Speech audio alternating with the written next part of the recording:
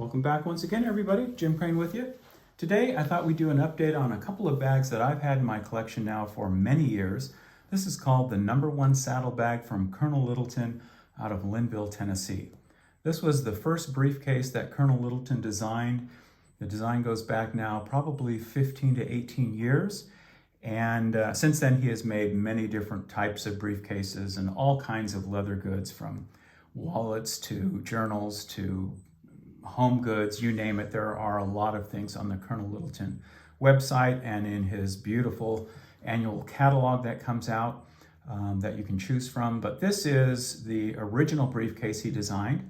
He had a pair of saddlebags that went back to the 1870s or 1880s hanging in his office, and he was pondering building a new briefcase but didn't want another Italian shiny leather briefcase to add to an already saturated market. And so he took the design cues from those old vintage saddlebags and incorporated them into a modern briefcase. At least the proportions are modern, but keeping that old 19th century look and appeal.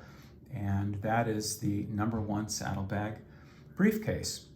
Now, this particular bag is made from polished steer hide, and it's just gorgeous. This is a really old version of the bag. This is from the early days of production. This bag goes back probably 15 years, and they still make them from the polished steer hide, and I just think it's beautiful. It's vegetable tan, full grain vegetable tan leather. And vegetable tan leather, as you use it, like this particular bag, it just develops these wonderful battle scars and character lines, and the polish from your hands, from touching it, or from touching your clothing as you're carrying the bag, it just develops this wonderful, beautiful patina to it. And this is something that you're not going to find on a chrome tanned leather bag. The color on vegetable tan leather is tanned into the bag. So when the bag is going through the tanning process, the various botanicals that are used, the leaves and barks and such, they imbue their color into the leather, and you get this very natural surface to it, and you get a very earthy, beautiful, rich color. On a chrome tan leather bag, when the leather comes out of the vat, and it's only in there for a matter of hours, so in an afternoon you can tan chrome tanned leather, and it comes out kind of a grayish blue. So virtually every piece of chrome tanned leather has to be painted or sprayed with a pigment to give it its finished color. And paint doesn't patina as well as actual vegetable tanned leather. So on a chrome tanned leather bag, they tend to lighten as they get older, except the areas where the dirt impregnates into the leather, because the pores on a chrome tanned leather bag are quite open, and dirt goes down in there, and it's almost impossible to get it out. So it mimics a patina, but really it isn't. It's just kind of dirt. Whereas vegetable tan leather will soften with age, but it maintains its firm characteristics. Whereas chrome tan leather will soften and keep softening until it virtually puddles on the floor. But you're not going to find that with vegetable tanned leather. It's going to maintain its shape, its integrity, its strength, but it will become softer and become more lustrous as the years go by and as you have touched it and handled it. So on the newer version of the bag, they still use the polished steer hide. This bag is about 5 or 6 years old. There was a time when Colonel Littleton was producing virtually everything that you could get in this color, also in this lighter steer hide. Since then, he has ceased production of this beautiful light steer hide. I just think this is just gorgeous. I love this leather color. I love how it looks and how it feels. But today, I think there are still a couple of products you can get in this light brown. I think there's a pocket journal or two that you can get, but at one time you could get everything. But that's how it goes. You can still get these bags in the bison, I believe, and there is a video on this channel that's a few years old, about the bison version of the bag, and that's also a gorgeous bag. I think he also made this in crocodile or alligator at one time, and I think it was like a $10,000 bag. It was gorgeous, but personally I would be very uncomfortable carrying it through an airport or someplace in public. I would just fear of having it taken from me.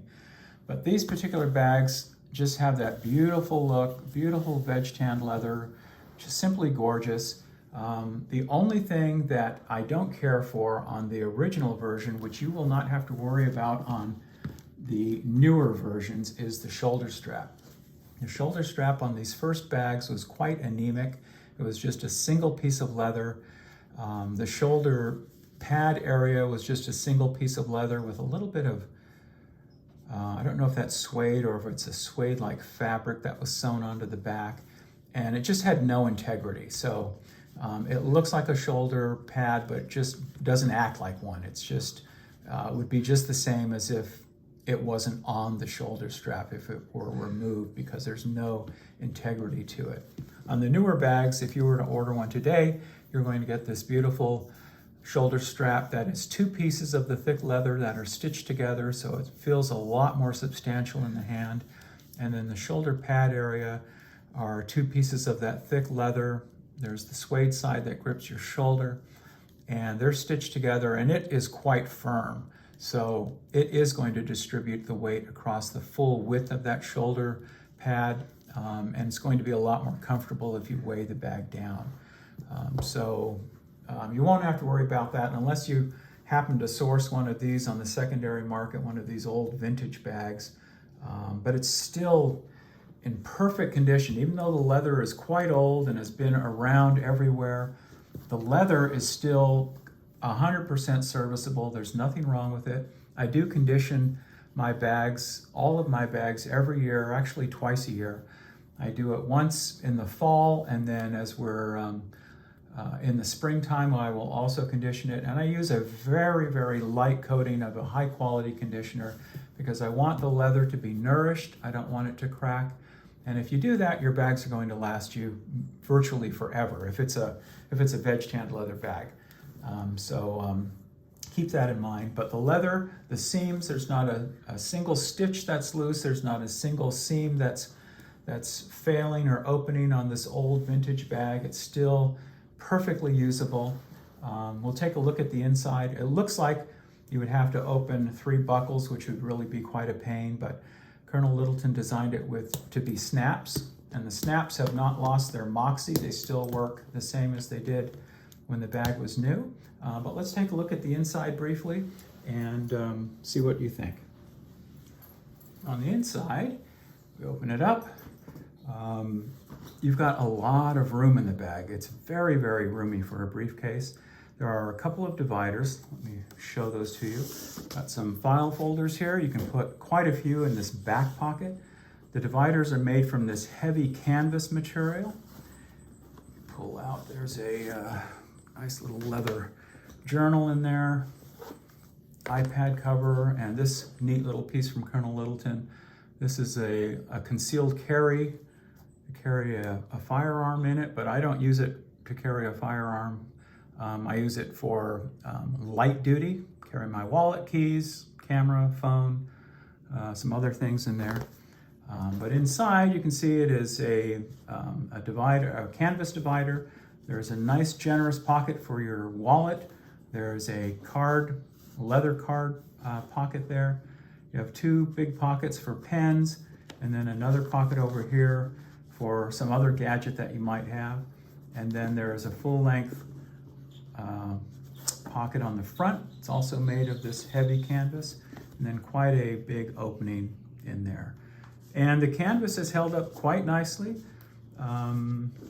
It's not dirty or marred up in any way. It still looks quite good. It's quite serviceable. And it's the same in the newer bags. I think the only difference is that the tag has changed color. I believe they're just slightly different in color these days, but still everything is fine. Everything, all the solid brass hardware is all taken on this patina to it. which is unavoidable unless you are an ex-sailor and you like to polish brass. I do not like to polish brass, and so I just prefer it to turn this kind of brown color as it does after a while. It starts out quite shiny, but after a while turns into this, develops this beautiful patina on it. But that is the inside. You can see it is really quite soft. It has developed that over the years of me handling it and touching it and carrying it. But it's just an absolutely gorgeous bag. And quite frankly, I prefer this beautiful old patina, the hand polish that it develops after a while, to a brand new bag. But you have to start somewhere. So if you like this design, you like this aesthetic, go ahead and order one from Colonel Littleton and carry it and use it for years and years, and you will end up with a beautiful, beautiful, gorgeous bag like this one. So I thank you for watching, everybody, and we'll see you next time. Bye-bye.